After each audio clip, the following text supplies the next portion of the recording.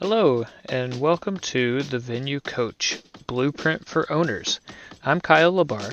This podcast is all about helping you fill your wedding venue with more bookings, earn more from each one, and keep your customers happy for a long time. We'll also talk about some tough times and big lessons that I've learned along the way.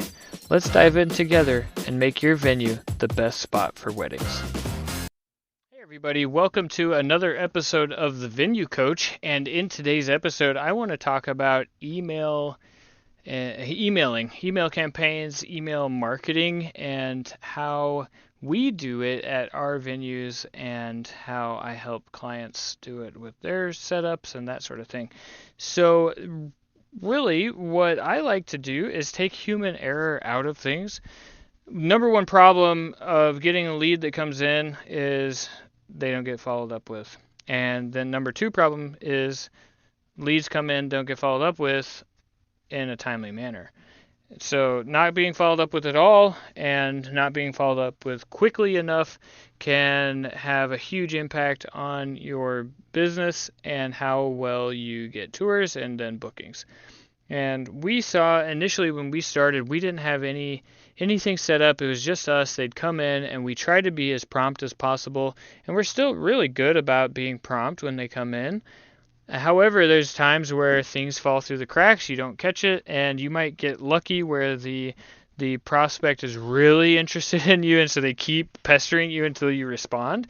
Don't count on that for everything because a lot of them fall through the cracks. Once they lose interest, the interest is gone forever.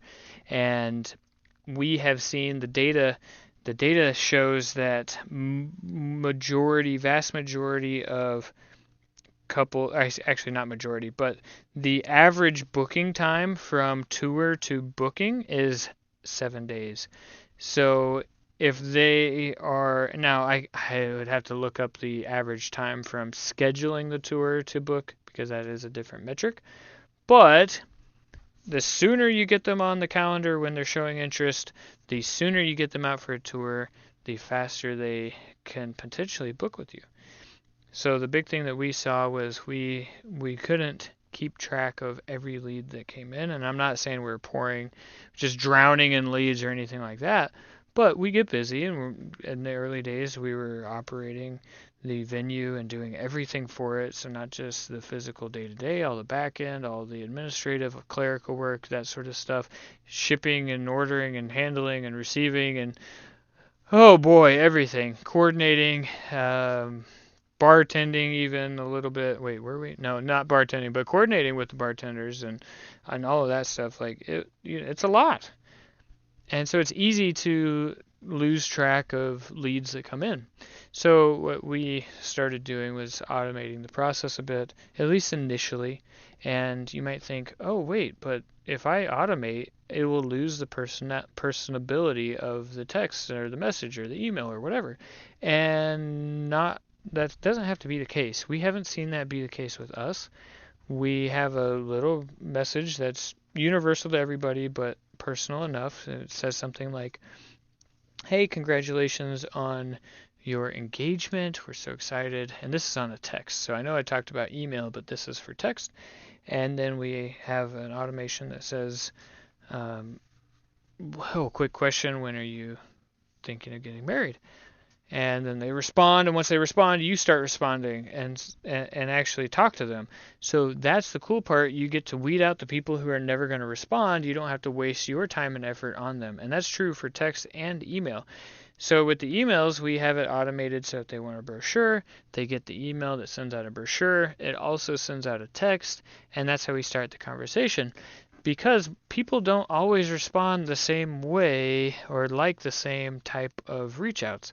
So some people may like text, some people like phone calls, some people want to have an email, and you don't know. And so if you're doing your reach outs in more than one way, you're going to get more responses because of that aspect. So we started doing that, and it has made it a lot easier for us to manage. We respond to our leads a lot faster. We get them toured more. We get the engagement, not like they got engaged, but the engagement with them, like engaged in the conversation. We get that a lot quicker and then we catch them while they're still interested and potentially on our site.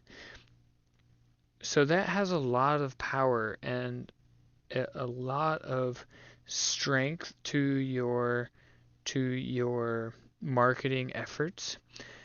Don't waste your dollars if you're not going to follow up with your leads.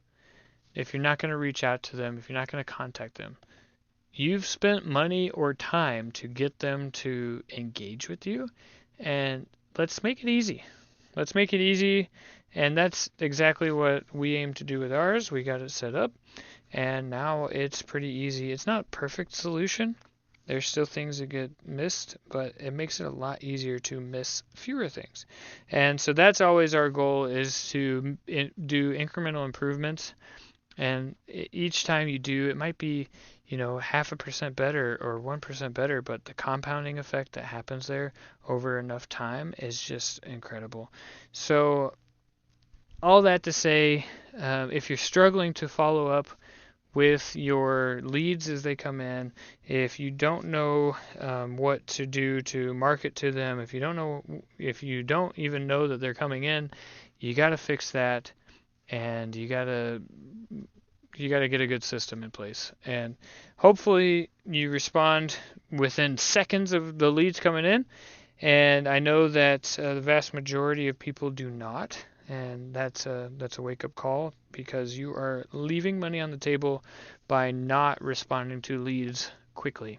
And I mean within minutes or seconds even. So that's it. That's all I got for today. If you found this useful, please subscribe and stay tuned for the next one. And I will continue to do my best to share our real life examples and stories and lessons that we've learned, so that you don't have to go through them nearly as much as we did, and you can get better faster. And with that, I will catch you in the next one.